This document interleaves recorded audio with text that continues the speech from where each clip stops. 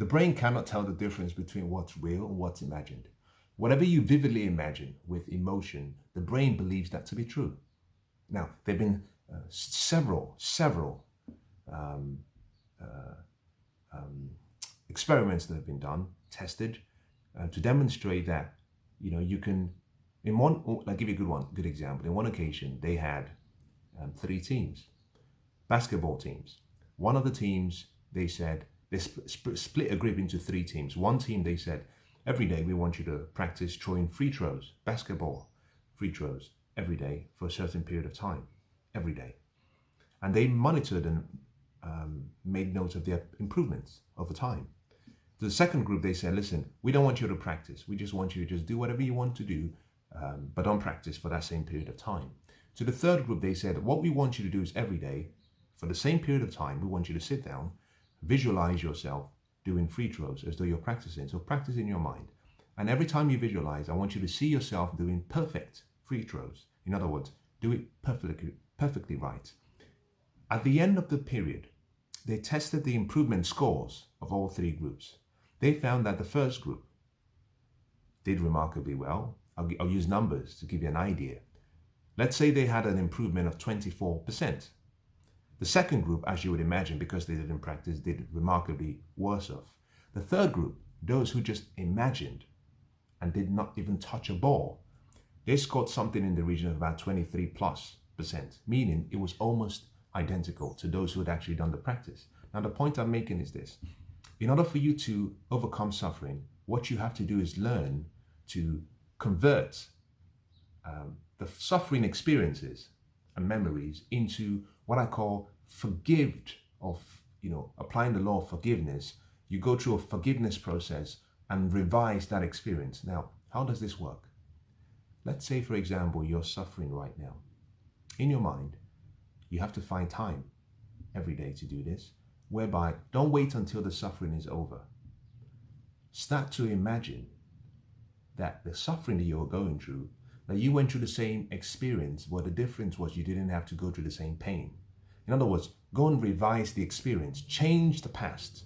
If you've already suffered and you're overcoming the trauma of suffering, you can close your eyes and vividly imagine, relive the experience, but this time around, eliminate the suffering.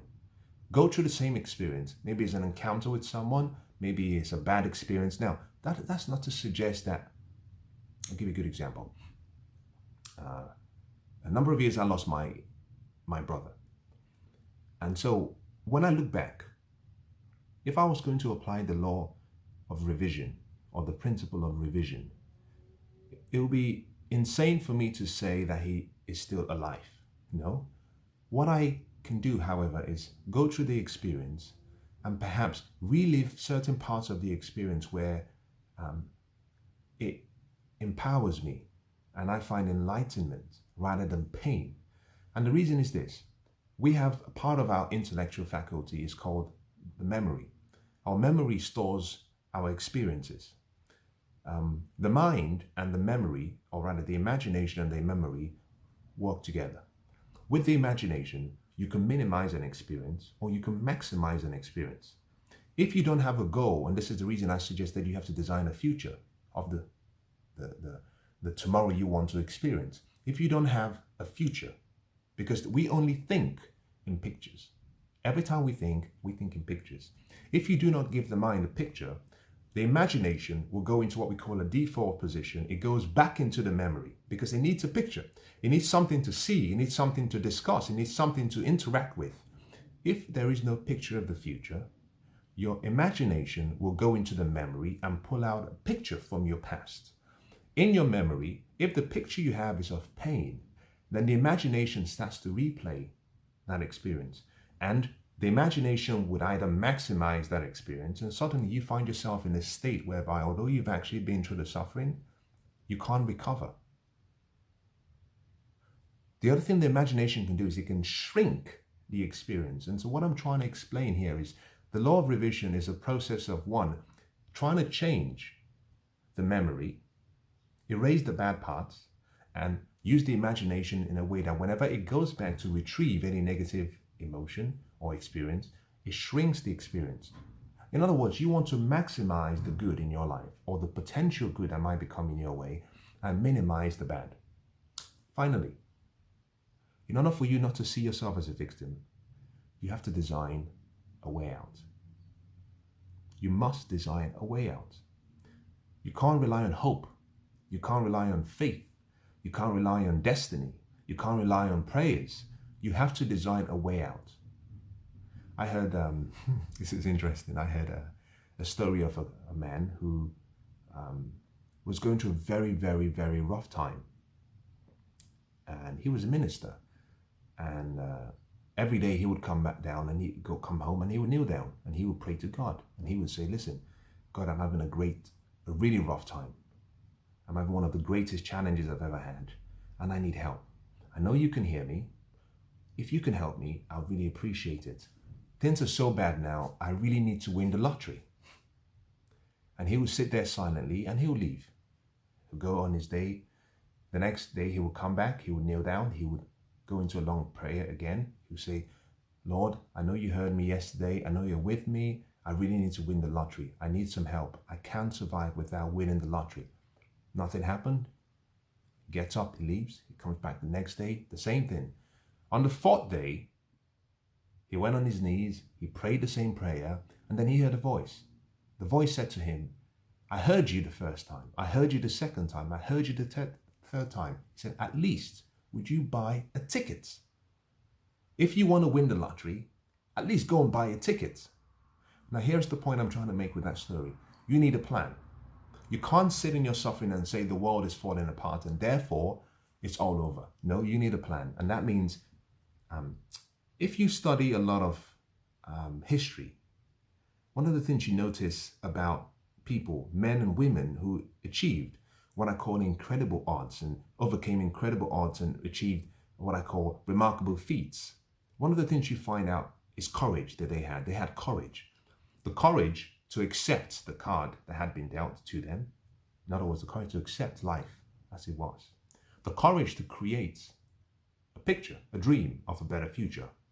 The courage to pursue that future with conviction.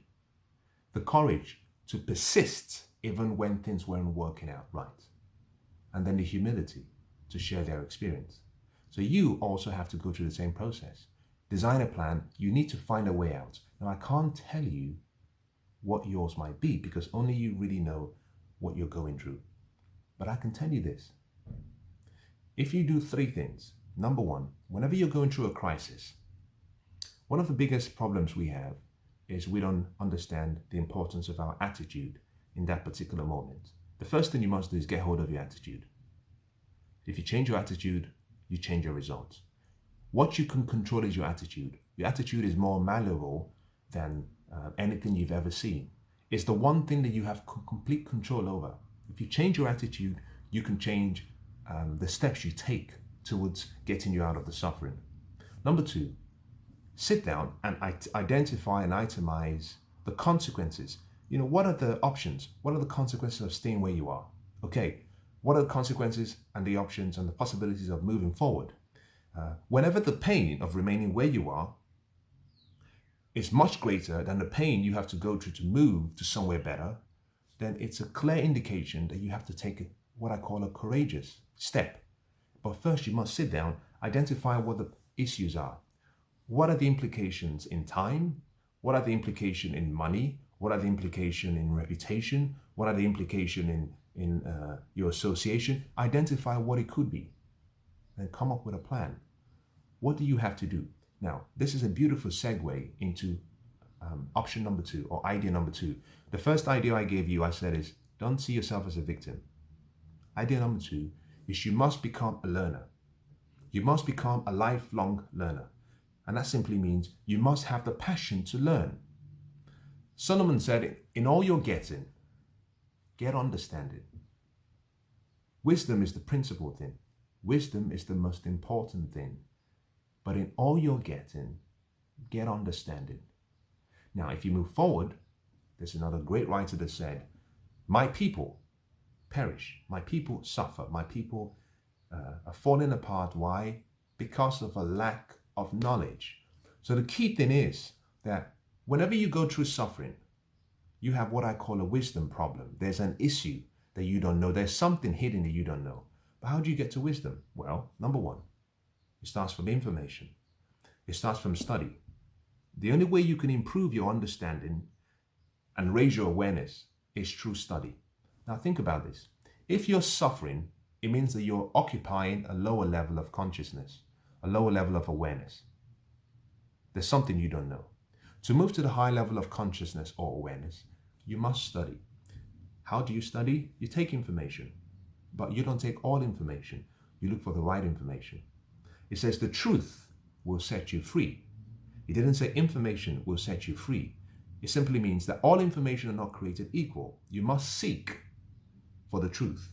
You ask, you seek, you knock. You start with information. If you study information, it becomes knowledge. If you study knowledge in detail, you get to a point where you start to have some level of comprehension. It starts to make sense. That process leads to understanding. Understanding is where you can start changing your awareness. You start to recognize that there's a better life, there's something different. Or you might say, what am I not seeing? I missed something. It's like driving a car. You have the rear view mirror, you have the front windscreen, a windshield, and then you have the side mirror. You can look at your blind spots and say, there's something I'm not seeing. That's understanding. Now, if you continue on the path of understanding, you come down to the point where now you have to apply what you've learned. The process of applying what you've understood leads towards wisdom. If you channel it towards what I call a positive purpose, that's power. Information leads to knowledge. If you study knowledge, it leads to comprehension, which directs you towards understanding. If you follow that path and you apply what you've learned, that's wisdom. If you do it in the right way, in a positive way, that is power. It's a simple process. You see, for many years in my life, I used to think that all I had to do was be in the right place at the right time.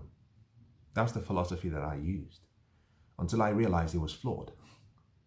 In many cases, I was in the right place at the right time and nothing happened. Then I realized that there was something missing, that I had to be at the right place at the right time. But more importantly, I had to be the right person. So I was the common denominator there. That except I changed myself, I couldn't attract what I wanted into my life. I thought that was enough. But there was something still missing from that equation. Right place, right time, right person. But very importantly, I had to be aware of where I was.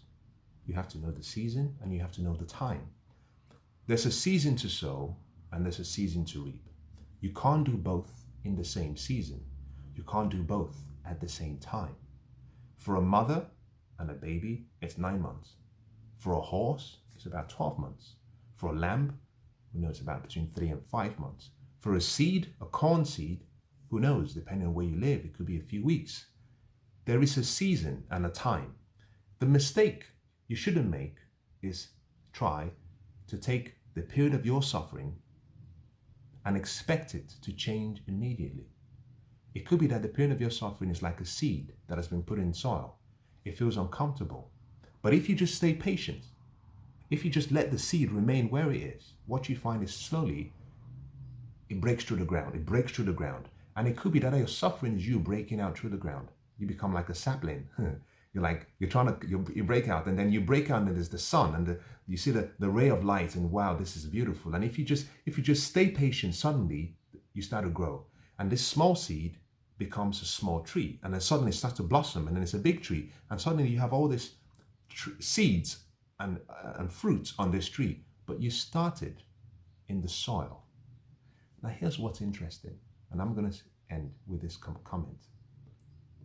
The process of planting a seed in soil is very similar to killing a seed, because if you want to kill something, what do you put in soil? You put in soil what you do not want any longer. When I lost a brother, we put him back in soil. From dust you come, to dust you must go back. We put him down in soil and we covered the soil, never to see him again. If you take a seed and you put a seed in soil and you cover the soil, it's like you're killing the seed. But the universe is not killing you. The universe is trying to grow you. But if you leave the seed, give it time. In due season, it breaks forth. Now think about it as a farmer walks to a soil and puts a seed in the soil. And he waits for 2 months and he says, nothing is happening. He goes and digs it out and looks and says, oh shit, the seed is still there. I was a bit worried that maybe people may have stolen it. So he puts it back, covers it, waits for 6 months. Nothing is happening. He goes, he digs it up again. It's still there. All he's doing is showing his lack of faith. In the Far East, there's a tree called the Chinese bamboo tree. It's a remarkable story. And this might really explain you and your life and your experience. This Chinese bamboo tree, you plant the seed, you water the soil, you nurture the soil, you look after it, you protect it, and for 4 years, every day you care for it, nothing happens. It doesn't grow. But in the 5th year, in a space of 4 weeks, this is after 4 years, nothing's happened. In the 5th year, in a space of 4 weeks, it breaks through the ground and it grows by more than 90 feet tall. Now, some say if you stood by the tree, the seed, as soon as it broke through the ground and you just watched it, that you could almost feel the tree growing before your eyes. 90 feet in 4 weeks, but in 4 years, nothing happens. Your suffering is like you being a bamboo tree. You're in ground, you're in soil. All you have to do is have faith, stay focused, be patient, and wait. You will break forth. And when you break forth, you're going to grow more than 90 feet tall. And then you're going to use your experience to teach other people that you had a beautiful future and a beautiful story to tell. And others might go through the same process, but they all have to wait. So let me start by encouraging you, whatever you might be going through, think about what I've shared with you. If you need to listen to this over and over again, that's fine. Faith comes by hearing and hearing and hearing and hearing. And so it's the reason why they said that repetition is the mother of all skill. To grow your faith, you have to renew your mind and your spirit. So I'd like you to think about other bits of information that you could get elsewhere. I gave you a book as a recommendation, Man's Search for Meaning. Study it. Find other information to help you renew your mind. Whenever you're going through a difficult period, you need motivation, you need encouragement. Most importantly, you need education. You need to learn. So my recommendation to you will be this. If you're going through a challenging period, you should dedicate a certain amount of time every day. I think roughly between 1 and 2 hours every day, just to study, to learn. Go back in history, study the lives of other people. Go and research and read autobiographies and biographies and just see what other people have had to go through. It will give you the encouragement. It will give you the support. It will, more importantly, it will let you know that you're not going through this alone. Now, whatever you're suffering, someone else has been through, and you might be able to find some strength through the experiences of other people. Now, I hope this has been useful. I want to wish you the best. I'll say this to you as I end. Whatever happens, in due season, your suffering will come to an end. Whatever happens, keep the faith. Don't give up.